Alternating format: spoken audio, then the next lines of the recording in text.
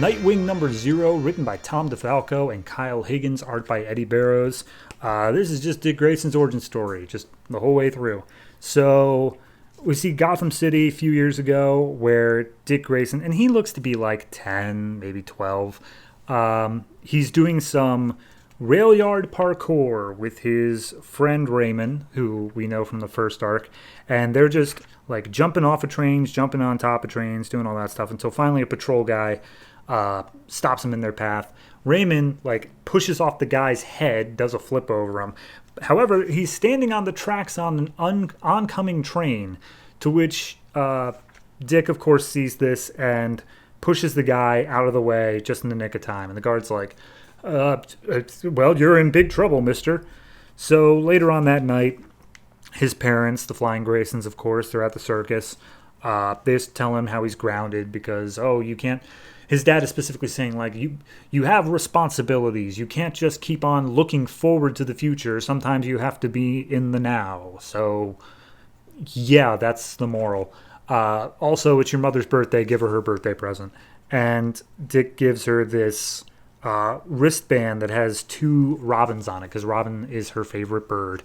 And then we see that night he comes across Tony Zuko arguing with Mr. Haley outside the Big Top, and when you know it, that's the night the Graysons died. And we see sometime later, a couple hours at most, where Bruce comes up to Dick, and Dick takes notice of a few things of like how stressed out Bruce Wayne looks for whatever reason, despite being a billionaire.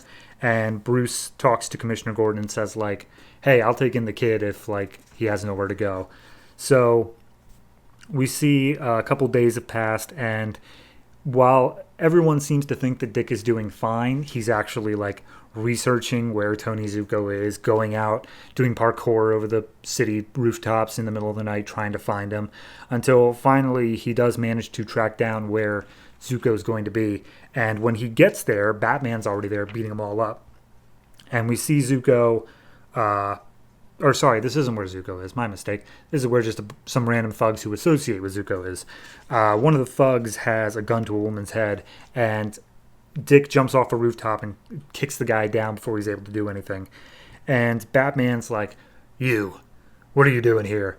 And all of those stress signs that Dick noticed before in Bruce Wayne, he also notices here in Batman. And he's like, oh, okay, so that's Bruce. Okay, got it. But he doesn't say anything. So then at this point, Bruce is like, okay, the kid's got some anger issues, but we can still like pull him out of it. So we're not going to make him like, we're not going to make him part of the war on crime, but we at least can keep an eye on him better because clearly we weren't doing a good enough job of that before. And at this point, Dick does his research on Bruce and sees his tragic backstory as well. But every single night, Dick goes out. He stops some more thugs from doing bad things, and Batman's always there backing him up, making sure he doesn't get in any trouble.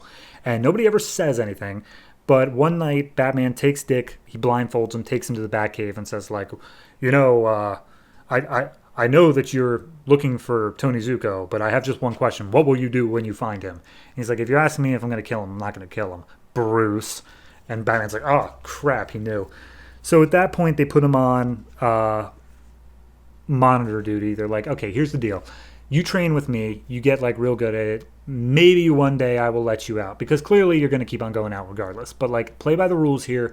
And then one day you can go out and get Tony Zuko. So he trains a whole bunch. And then at one point he realizes that he's training not really for the memory of his parents anymore, but just more for himself, for doing the right thing for other people. And he asks Alfred whether or not that makes him a bad son, that he's more or less moving on with his life. And Alfred's like, no, that's a good thing. You're healing. There are certain people in this cave who haven't ever really moved on, and that's not a good thing. But like, yes, it's good that you're moving on. So finally one night, Lady Shiva's going after some guy. Dick is managing to pinpoint exactly where she is, but they're too late getting there, and Shiva gets the drop on Batman. So at that point, Dick realizes he needs help. He suits up in the first ever Robin suit and makes his way out to try to fight Lady Shiva and defend Batman. Lady Shiva is impressed, saying, "Oh wow, you got skills. I'm impressed. Clearly not enough to take me down." As she just beats him up and leaves him there. But she's like, "If you ever feel like getting some real training, young Robin," because that's where he picks the name Robin at that point. Let me know. Hit me up.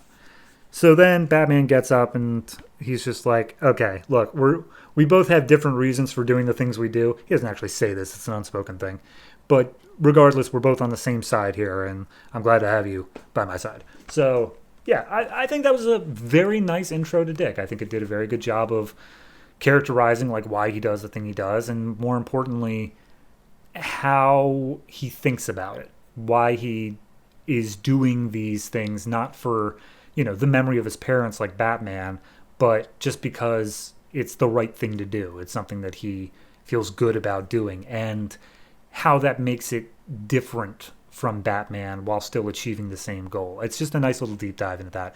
Only real critique on the art. It's pretty much good throughout. I really do like the Robin outfit. There are some weird things going on with like Baby Dick's face here. And in fact, I would say all the kids. There's just something in the eyes. I don't know how to put it otherwise, but otherwise, all good. I would say this is a pretty solid 7.5. I did definitely enjoy it, and I think I believe next issue is going to deal with some Lady Shiva stuff, so we'll see how that evolves from there.